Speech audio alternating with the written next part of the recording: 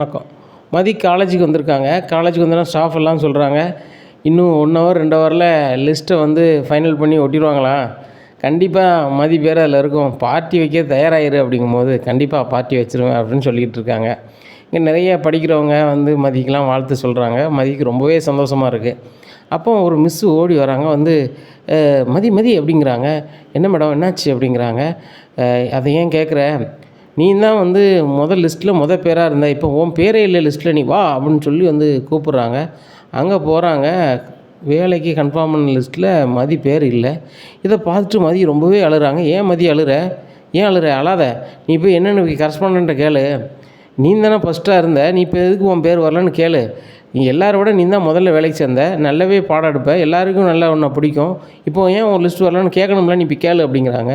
உடனே சார் அப்படிங்கிறாங்க, ஏம்மா இன்னுமே நீ இந்த காலேஜுக்கு வர வேண்டாம் அப்படிங்கும்போது, சார் நான் அப்படி என்ன சார் தப்பு செஞ்சேன், வர வேணான்னு சொல்கிறீங்க, அதுக்காக கன்ஃபார்ம் லிஸ்ட்லேயும் என் பேர் இல்லை அப்படிங்கும்போதேம்மா, எதையுமே நான் சொல்லுற இடத்துல இல்லைம்மா, நீங்கள் கிளம்பி போகலாம் அப்படிங்கிறாங்க.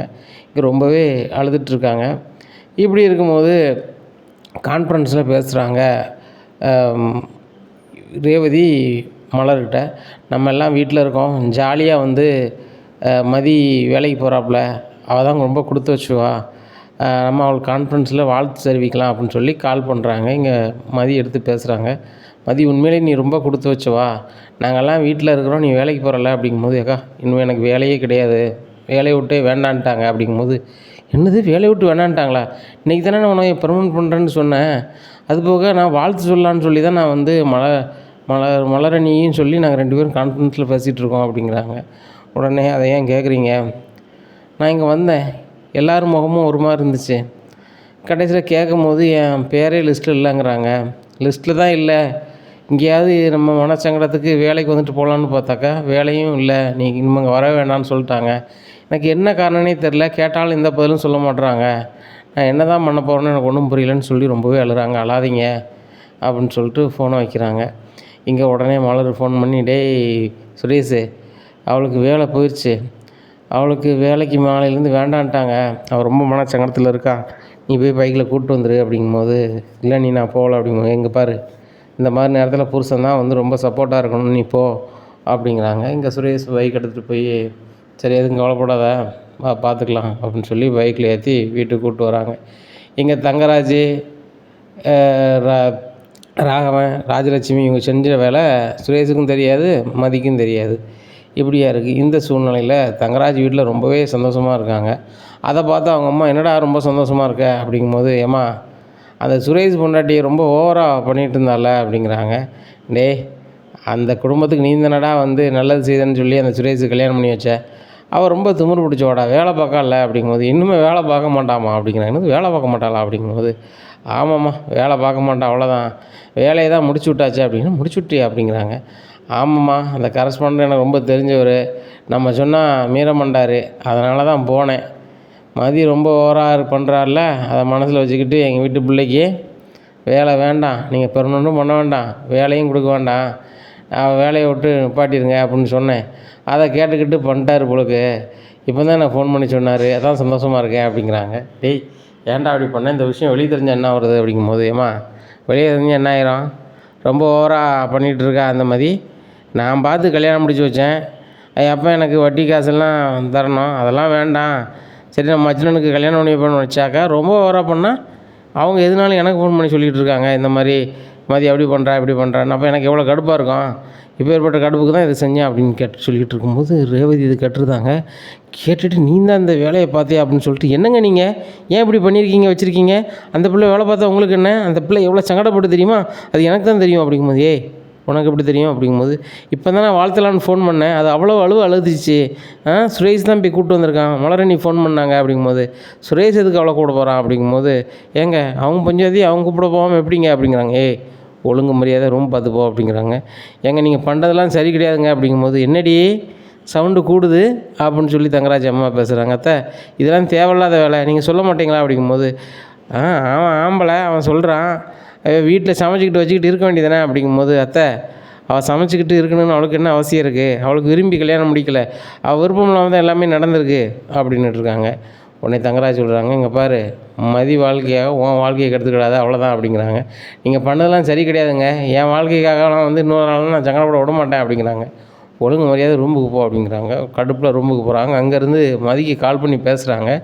மதி அப்படிங்கிறாங்க, அண்ணி சொல்லுங்க அண்ணி அப்படின்னு சொல்லி அழுதுகிட்டே பேச, நீ அழாத, இனிமேல் நம்ம வந்து போன வேலையை எப்படி கொண்டு வரணும் அப்படி தான் பார்க்கணும் அப்படிங்கும்போது, இல்லை நீ அந்த வேலை எனக்கு வரவே வராது அப்படிங்கிறாங்க. ஏன் வராதுன்னு நினச்சிட்டு இருக்க அப்படிங்கிறாங்க. இல்லை, இனி வேலைக்கு வேண்டான்ட்டாங்க, அதுபோக பெர்மனண்ட்டும் பண்ணலை, பெர்மனண்ட் பண்ணாட்ட கூட சரி ரைட்டு நம்ம மன நிம்மதிக்கு வேலை பார்க்கலான்னு பார்த்தா வேலைக்கே வர வேண்டான்ட்டாங்க, இன்னும் நான் என்ன பண்ண முடியும், நான் என்ன தான் பண்ண போகிறோன்னு தெரியல அப்படிங்கும்போது, இங்கே பாரு, நீ நல்லா படிச்சிருக்க மதி, ரொம்ப தன்னம்பிக்கை உள்ள பிள்ளை, ரொம்ப தைரியம் உள்ள பிள்ளை, நீ ஏன் இப்படி கலங்காத, எல்லாமே சரி பண்ணிடலாம், நீ ஒரு கார் மட்டும் எடுத்துகிட்டு வா அப்படிங்கிறாங்க. எதுக்கு அண்ணி அப்படிங்கிறாங்க. நீ கார் மட்டும் எடுத்துகிட்டு வா அப்படிங்கிறாங்க. இல்லை நீ வேண்டாம் அப்படிங்கிறாங்க. இங்கே பாரு மதி, உன் வேலையை நான் வாங்கி காட்டுறேன் அப்படிங்கிறாங்க. வாங்கி காட்டுறீங்களா அப்படிங்கிறாங்க. வேலையை வந்து ஒன்றுமெல்லாம் ஆக்குனது என் வீட்டுக்காரும் எங்கள் அம்மாவும் எங்கள் அப்பாவும் தான் அப்படிங்கிறாங்க. என்ன நீ சொல்கிறீங்க அப்படிங்கிறாங்க. உங்கள் கரஸ்பாண்டே ஃபோன் பண்ணி பேசியிருக்காரு, இவர் ரொம்ப சந்தோஷமாக இருந்திருக்காரு, அவர் வாயிலே உளறிட்டார் அப்படிங்கிறாங்க. இதை கேட்ட உடனே, அண்ணி உண்மையை தான் சொல்கிறீங்களா அப்படிங்கும்போது, அவங்க பேசுனதை இல்லைன்னு சொல்லுவாங்க எப்போவுமே, அதனால் என் செல்ஃபோனில் அதை வந்து நான் பதிஞ்சு வச்சுருக்கேன், உனக்கு அனுப்பிவிட்றேன் பாரு அப்படிங்கிறாங்க. அதை கேட்டுட்டு மதிக்கு ஒன்றும் ஓடலைண்ணா, யாருக்கு என்ன பண்ணினேன், நான் வந்து இவங்க பண்ணதை ஏட்டி கூட்டி பண்ணுறத தப்புன்னு சொன்னேன், அது தப்பா, நான் நல்ல வேலை பார்த்து கஷ்டப்பட்டு பெர்மனெண்ட்டாக போனேன், அதை கெடுக்குறாங்களே வைக்கிறாங்கன்னு சொல்லிட்டு ரொம்ப ஃபீல் பண்ணுறாங்க.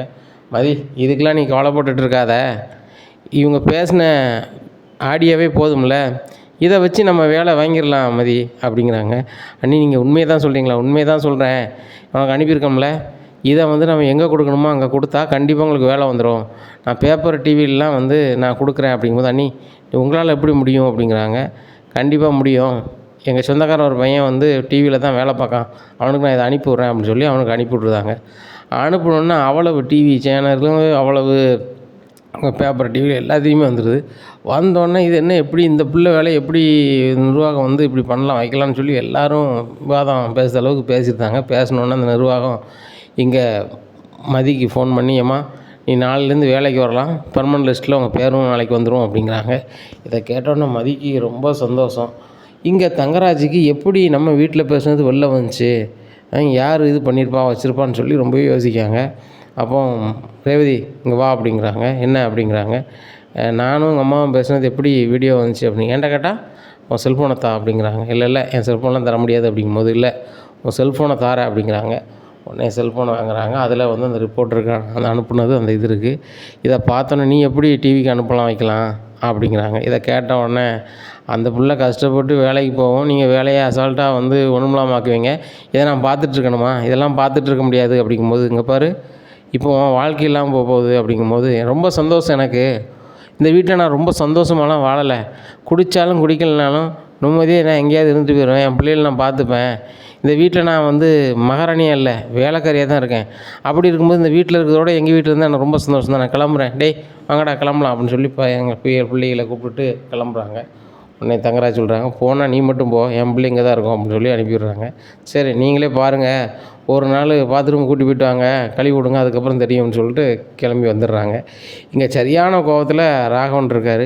எப்படி ரேவதி நீ இப்படி வைப்ப, மாப்பிள்ளைக்கு இது எவ்வளோ பெரிய இது தெரியுமா, மாப்பிள்ளையை உள்ளே போகணும் வைக்கணும்னு சொல்லி பேசிகிட்டு இருக்காங்க அப்படிங்கும்போது சுரேஷ் சொல்கிறார், ஏங்க அப்படி பண்ணிகிட்ருக்க, நானே மாமா உள்ளே வைக்கிற மாதிரி ஆகுது அப்படிங்கும்போது, டே முதல்ல மதியம் பொண்டாட்டி அவளை பாரு, அதுக்கப்புறம் மாமனை பற்றி இது பண்ணலாம், அவங்க மாமன் செய்கிறதெல்லாம் சரின்னுட்டு இருக்காத, எந்த விதத்தில் நியாயம், அந்த மதி சங்கடப்பட்டு ஒரு வேலையை உருவாக்குவோம், அந்த வேலையை வந்து ஒன்றுமில்லாமாக்குறது, இப்போ நீ மதிக்கு வேலை, அந்த வேலை கிடைக்க போகுது, ஆனால் உன் மாமன் வந்து பண்ணுறது சரி கிடையாடா, உங்கள் மாமன் பண்ணதால நீனும் உள்ளே தான் போகிறோம், வேலை இல்லாமல் தான் போகுது அப்படிங்கும்போது, எங்கள் மாமாவுக்காக வேலைக்கு போனால் போயிட்டு போகுது அப்படிங்கிறாங்க.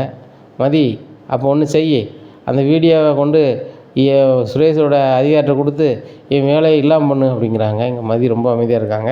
இதை கேட்டோன்னா சுரேஷ், என்னக்கா நீனே வந்து அவளுக்கு ஐடியா கொடுத்துட்ருக்க அப்படிங்கும்போது, பிறகு என்ன அவள் வேலையை நீங்கள் வந்து எல்லோரும் சேர்ந்து ஒன்றுமில்லாமாக்கினா அதை நான் பார்த்துட்ருப்போம், நானும் மதியும் தனியாக கூட இருந்துட்டு போகிறோம், மதி நம்ம வேணா தனியாக ஒரு வீடு பார்த்துட்டு இருந்துடலாம் அப்படிங்கும்போது, சரிக்கா அப்படிங்கும்போது ராகவன் சொல்கிறாங்க, ரேவதி முதல்ல உள்ளே போ, மாப்பிள்ளை நான் காலைல பேசிக்கிறோம் அப்படின்னு சொல்லிட்டு சொல்கிறோன்னே ரேவதி உள்ளே போகிறாங்க. மதியம் ஒரு மாதிரி இருக்காங்க. மறுநாள் காலேஜுக்கு போகிறாங்க, வேலையை பெர்மனண்ட் பண்ணியிருந்தாங்க, வேலைக்கு நாளிலேருந்து வர சொல்லிடுறாங்க. உடனே நேராக ஆர்டரோட வீட்டுக்கு வந்து ரேவதிட்ட ரொம்பவே நன்றி சொல்கிறாங்க. நீங்கள் மட்டும் இல்லைன்னா என் வேலை எனக்கு திருப்பி வந்திருக்காது அப்படிங்கும்போது, இங்கே பாரு மதி, இது வந்து உன்னுடைய உழைப்புக்குள்ள ஊதியம். அந்த ஊதியம் உனக்கு கிடைக்க போகுது. இதை யாரும் என்ன செஞ்சிட முடியாது. சந்தோஷமா இரு மதி அப்படின்னு சொல்லி ரேவதி சொல்கிறாங்க. இனி என்ன நடக்கும் அப்படிங்கிறத பொறுத்து பார்க்கலாம்.